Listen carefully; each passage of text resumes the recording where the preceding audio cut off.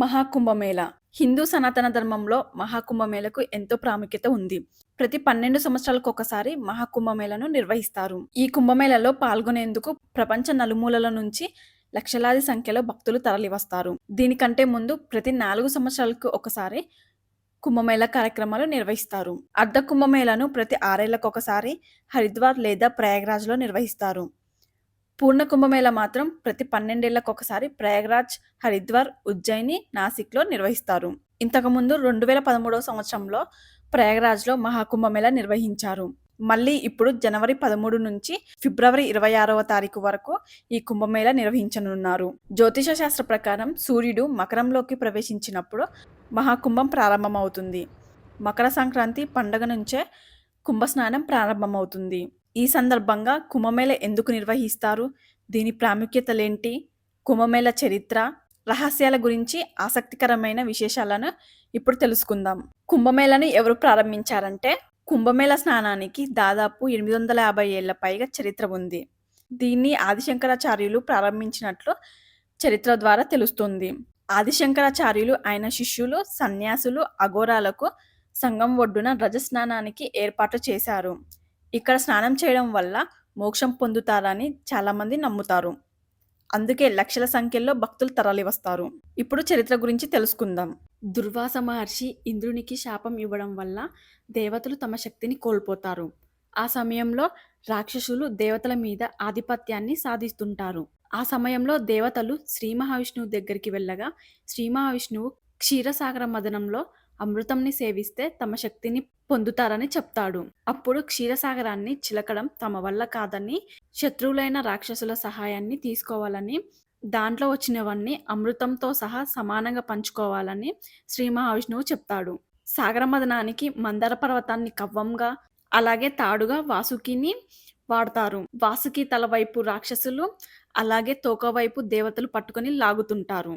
So అప్పుడు మందర పర్వతాన్ని balance చేయడానికి శ్రీ మహావిష్ణువు కూర్మ అవతారంలో వచ్చి పర్వతం కింద ఉండి బ్యాలెన్స్ అయితే చేస్తాడు. తర్వాత హాలహలం వస్తుంది, అంటే విషం.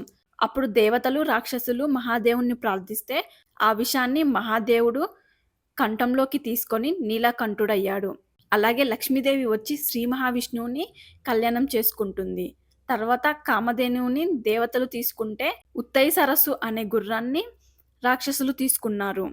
అలా పంచుకుంటూ ఉన్నప్పుడు చివరన ధన్వంతరి అనే దేవుడు కుంభాన్ని పట్టుకొని బయటకు వస్తాడు. కుంభం అంటే కుండ అనే మీనింగ్. ఆ కుండలో అమృతం ఉంది.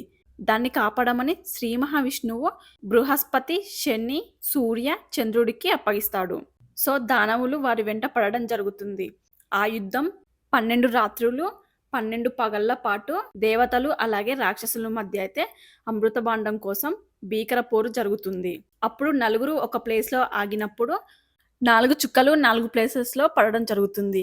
అవే హరిద్వార్, నాసిక్, ప్రయాగ్రాజ్, ఉజ్జయిని. ఇప్పుడు మనం జరుపుకుంటున్న మహాకుంభమేళ. అమృతం కోసం జరిగిన పోరాటంలో చంద్రుడు అమృతాన్ని ప్రవహించకుండా కాపాడాడు. గురువు కలశం దాచాడు. సూర్యదేవుడు కలశాన్ని పగిలిపోకుండా కాపాడాడు. శనిదేవుడు ఇంద్రుని కోపం నుంచి రక్షించాడు. అందుకే ఈ గ్రహాలు కలిసిన ప్రతి సమయంలో మహాకుంభం నిర్వహించబడుతుంది. ఎందుకంటే ఈ గ్రహాల కలయిక వేళ అమృత పాత్ర రక్షించబడింది. ఆ తర్వాత దేవతలందరూ శ్రీ విష్ణుమూర్తి సహాయంతో అమృతాన్ని సేవిస్తారు. మహాకుంభమేళ వేళ చేసిన స్నానాన్ని రజస్నానంగా పరిగణిస్తారు. ఆ సమయంలో నదుల నీరు అమృతంతో కూడిన సమానమైన లక్షణాలు కలిగి ఉంటుందని చాలా మంది నమ్మకం.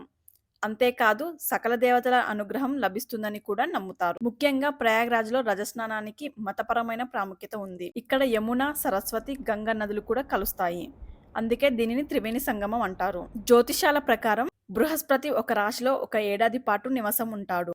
12 రాశుల మీదుగా ప్రయాణించడానికి దాదాపు 12 సంవత్సరాల సమయం పడుతుంది. అందుకే 12 సంవత్సరాలకు ఒకసారి పవిత్రమైన స్థలాల్లో కుంభమేళ నిర్వహించబడుతుంది. అదేవిధంగా ప్రతి 3 సంవత్సరాలకు ఒకసారి వివిధ ప్రదేశాలలో ఉత్సవాలను నిర్వహిస్తారు.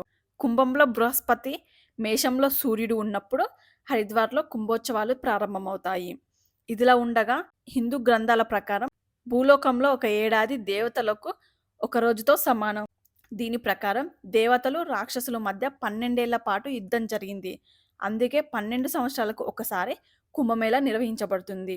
దేవతలకు 12 సంవత్సరాలు అయితే భూలోకంలో 144 సంవత్సరాలకు సమానం.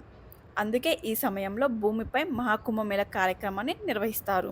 నెక్స్ట్ వచ్చే పుణ్యస్నానాల తేదీలు: ఫిబ్రవరి 3వ తారీఖు వసంత పంచమి, ఫిబ్రవరి 12వ తారీఖు మాఘ పూర్ణిమ, ఇక ఫైనల్గా ఫిబ్రవరి 26వ తారీఖు మహాశివరాత్రి రోజున కుంభమేళ చివరి పుణ్యస్నానంగా ముగుస్తుంది. ఈ వీడియో మీకు నచ్చినట్లయితే please like, share and don't forget to subscribe to my channel.